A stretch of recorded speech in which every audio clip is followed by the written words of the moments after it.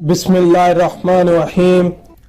السلام علیکم، welcome back to the knowledge گلو۔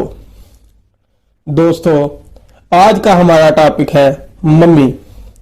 یہ کب اور کیسے بنائی جاتی تھی، فرعون کی ممی کب اور کسے ملی، اور اس کا پاسپورٹ کیوں بنایا گیا۔ لیکن اس سے پہلے اگر آپ چینل پر نئے ہیں تو ویڈیو کو لائک کیجئے، شیئر کیجئے اور ہمارے چینل کو سبسکرائب کیجئے اور ساتھ بنے گھنٹی کے بٹن کو پریس کیجئے تاکہ ہمارے آنے والی ویڈیو سب سے پہلے آپ کو پہنچے۔ ممی کسی بھی شخص یا جانور کی ایک جلود شدہ لاش ہوتی ہے جس کا جسم مرنے کے بعد خشک کر کے محفوظ کر لیا جاتا ہے تاکہ وہ ہزاروں سال تک اپنی اسی حالت میں موجود رہے۔ کچھ ممیز حادثاتی طور پر ہوتی ہیں اور کچھ ممیز کو خود تیار کیا جاتا ہے۔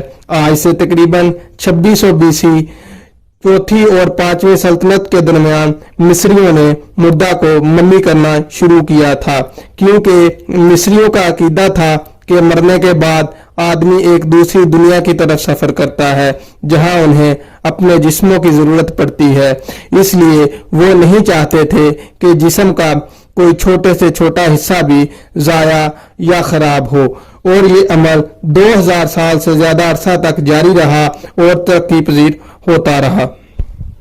مصری لوگ جب بھی کسی لاش کو جلود کرتے تھے تو وہ ناک کے رستے اس کا مغز نکال دیتے تھے، کیونکہ ان کا خیال تھا کہ مغز ایک پکار چیز ہے۔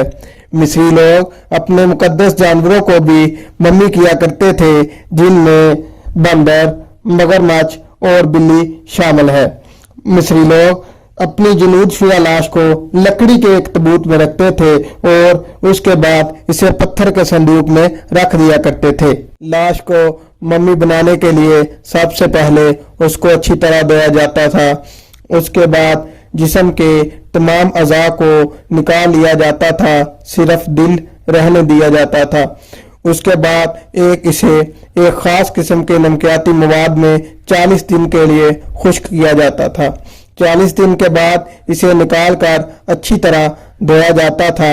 اس کے بعد اس پر ایک خاص قسم کی ملہم لگائی جاتی تھی۔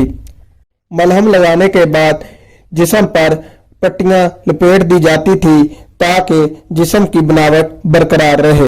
دوستو، سال 1871 مصر کے شہر الغرنیہ سے تعلق رکھنے والے ایک غریب اور معمولی چور احمد عبد الرسول کو اس خفیہ راستے کا پتہ چل گیا۔ احمد عبد الرسول قیمتی نوادرات کی چوری کر کے انہیں بیچا کرتا تھا۔ ایک دن جب وہ اسی سلسلہ میں دریائے نیل کے کنارے تبیسا کے مقام پر کھدائی کر رہا تھا تو اس کو اس راستے کا پتہ چل گیا۔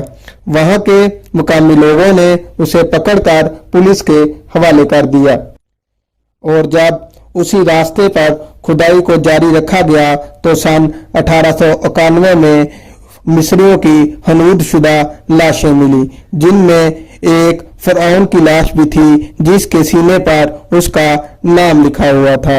1982 میں جب فرعون کی لاش خراب ہونے لگی تو مصری حکومت نے فرانسیسیوں سے درخواست کی کہ فرعون کی لاش کو محفوظ کیا جائے، تو اسی سلسلہ میں اس کی لاش کو فرانس لے جانے کے لیے اس کا پاسپورٹ۔